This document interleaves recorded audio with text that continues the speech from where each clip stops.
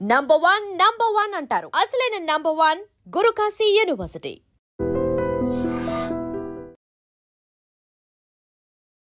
ఇందిరమ్మ ఇల్లు ఇది ప్రభుత్వం చాలా ప్రతిష్టాత్మకంగా తీసుకున్నటువంటి పథకం. ఎందుకంటే నియోజకవర్గానికి 3500 ఇళ్ల చొప్పున మేము నిర్మించి ఇవ్వబోతున్నాం మా హయాంలో అన్నటువంటి మాట కన్సర్న్ మంత్రి ఎవరైతే ఉన్నారో పొంగులేటి శ్రీనివాస్ రెడ్డి అనౌన్స్ చేసినటువంటి పరిస్థితి.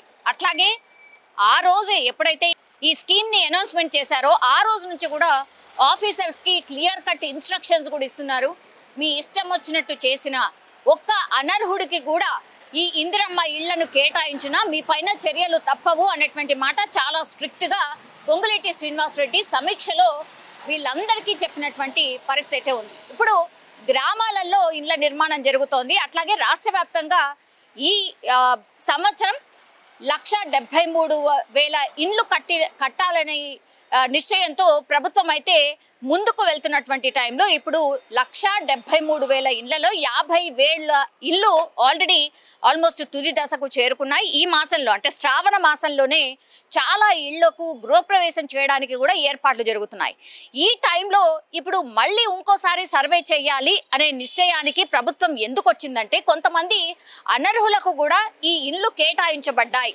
ఎందుకంటే ప్రభుత్వం ఫస్ట్ నుంచి కూడా చెప్తోంది ఈ 360 డిగ్రీస్కి సంబంధించి పూర్తిగా ఆ ఇళ్ల లబ్ధిదారులు ఎవరైతే ఉంటారో 360 డిగ్రీస్ ఆ ఇళ్ల నిర్మాణంకు సంబంధించిన పూర్తి పిక్చర్ కావచ్చు, ఆ తర్వాత జియో ట్యాగింగ్ కావచ్చు, దెన్ పైనుంచి డ్రోన్ తోని 4 దిక్కుల ఇల్లుకు 4 దిక్కుల తీసే పిక్చర్స్ కావచ్చు, ఏ టెక్నాలజీ కావచ్చు, అండ్ గ్రామ సభల్లో సెక్రటరీల హెల్ప్ కావచ్చు, ఇవన్నీ తీసుకున్నా క్రాస్ చెక్ చేసుకున్నా సరే అధికారులు గుర్తించినటువంటి అనర్హుల జాబితా ఎంత అంటే 1950 ఇండ్లు ఏవైతే ఉంటాయో అనర్హులు ఉన్నారు ఇందులో.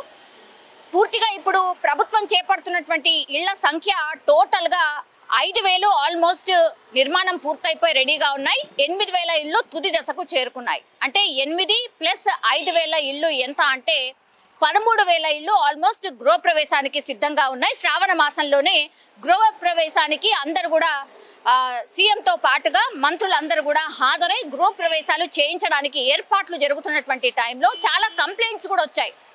ఇప్పుడు ఎవరైతే ఈ గ్రామ సభల్లో ఉన్నటువంటి కార్యదర్శులు సెక్రటరీలు ఎవరైతే ఉంటారో వీళ్ళు కొంతమంది అనర్హులకు కూడా ఇల్లు కేటాయించే రకంగా కొంత సహకరించారు.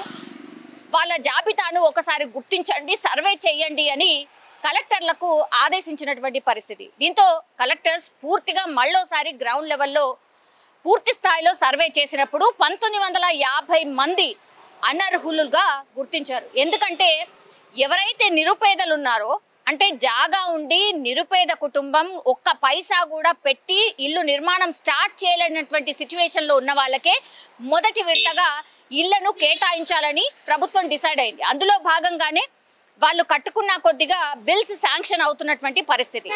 అలాంటిది జాగా ఉండి ఆల్రెడీ 1950 మంది ఎవరైతే అనర్హులుగా గుర్తించబడ్డారో వాళ్ళు ఆల్రెడీ ఇల్లు బేస్మెంట్ వరకు పూర్తి చేసి ఇందిరమ్మ ఇల్లు ఎట్లాగూ వస్తాయి కదా అన్న నిశ్చయంతో వాళ్ళు ఇళ్ల నిర్మాణం స్టార్ట్ చేశారు. సో బిల్స్ శాంక్షన్ కాలేదు, అట్లాగే వాళ్ళకు ఎక్కడ కూడా ఇల్లు వస్తుంది అనేది కూడా భరోసా లేకుండా ఎట్లా స్టార్ట్ చేశారు, అసలు అఫీషియల్గా వాళ్ళ పేర్లు కూడా లిస్టులో లేకుండా ఎట్లా స్టార్ట్ చేశారు అని పూర్తిగా సర్వేలో తేలిన తర్వాత ఇప్పుడు ఆ 1950 మంది ఎవరైతే ఉన్నారో వాళ్ళందరినీ కూడా జాబితా నుంచి తొలగించి మళ్ళీ ఆ 1950 మందిని కొత్తగా ఈ స్కీమ్లో చేర్చినట్టుగా అధికారులు చెప్తున్నటువంటి సిచ్యువేషన్ అయితే కనిపిస్తోంది.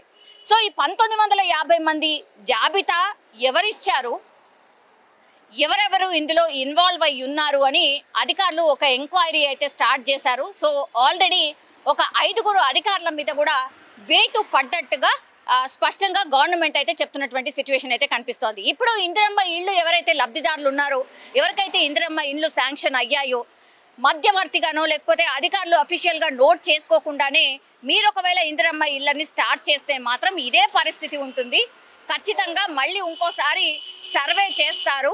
అప్పుడు మీరు అనర్హులుగా తేలితే మీ డబ్బు వృధా అవుతుంది, మీకు ఇల్లు కూడా ఫర్దర్గా రావు అనేటువంటి విషయాన్ని చెప్పడానికనే మరోసారి రీసర్వే చేయించినట్టుగా అధికారులు చెప్తున్నారు. అట్లాగే కలెక్టర్లకు కూడా క్లియర్ కట్ ఇన్స్ట్రక్షన్స్ కూడా ఇవే.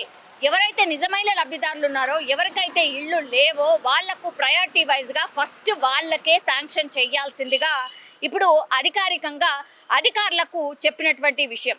సో ఒక్కసారిగా ఈ 1950 మంది ఎవరైతే అర్హులు ఎవరైతే కారో వాళ్ళకు కూడా ఇండ్లు శాంక్షన్ కావడంతో పూర్తిగా దీనిపైన మళ్ళీ ఇంకోసారి ఎంక్వైరీ వేయాల్సిందిగా పొంగులేటి శ్రీనివాసరెడ్డి స్ట్రిక్ట్గా ఆదేశాలు ఇవ్వడం, ఆ తర్వాత హుటాహుట్న అధికారులు కూడా రంగంలోకి దిగి వాటన్నిటిని రెక్టిఫై అంటే ఆ 1950 మంది అనర్హులు ఎవరైతే ఉన్నారో వాళ్ళని తొలగించి అర్హులు ఎవరైతే ఉన్నారో వాళ్ళను కొత్తగా జాబితాలో చేర్చడం జరిగింది. దీంతో లబ్ధిదారులు కూడా చాలా సంతోషాన్ని వ్యక్తం చేశారు. బికాస్ గవర్నమెంట్ ఇంత స్ట్రిక్ట్గా ఉంటే కానీ ఎవరైతే అనర్హులు ఉంటారో వాళ్ళకు ఒక్క ఇల్లు కూడా అవదు, ఎవరికైతే కావాలో వాళ్ళకి లబ్ధి చేకూరుతున్నట్టు అవుతుంది అనేటువంటి మాట ఈవెన్ లబ్ధిదారులు కూడా చెప్తున్నటువంటి అంశం. సో ఒక రకంగా గవర్నమెంట్కి సంబంధించి కూడా చాలామంది హ్యాపీగా ఫీల్ అవుతున్నారు. ఇట్లా అన్ని పథకాల్లో కూడా క్రాస్ చెక్ చేస్తే ఎవరైతే అనర్హులు ఉంటారో వాళ్ళందరినీ తొలగించి అర్హులకే అన్ని పథకాలు అందే అవకాశం ఉంటుంది అని చాలామంది అభిప్రాయపడుతున్న సిచ్యువేషన్ అయితే కనిపిస్తోంది. సో ఇప్పుడు శ్రావణ మాసంలో గృహప్రవేశాలకి ఆల్మోస్ట్ ప్రభుత్వం సిద్ధమైపోతుంది. 12,000 రాష్ట్ర వ్యాప్తంగా ఉన్నటువంటి 12,000 ఇళ్ల గృహప్రవేశాలు శ్రావణ మాసంలో జరిగేందుకు అన్ని ఏర్పాట్లు కూడా ప్రభుత్వం చేస్తున్నట్టుగా మనకైతే కనిపిస్తుంది. నిజంగా ప్రస్తుతం ఉన్నటువంటి సమాజం దేనికి ప్రయారిటీ ఇస్తుంది? ఆర్థిక సంబంధాల చుట్టూ మాత్రమే తిరుగుతుంది. మళ్ళీ ఎన్నికలంగానే చాలా విరక్తి కలుగుతాం.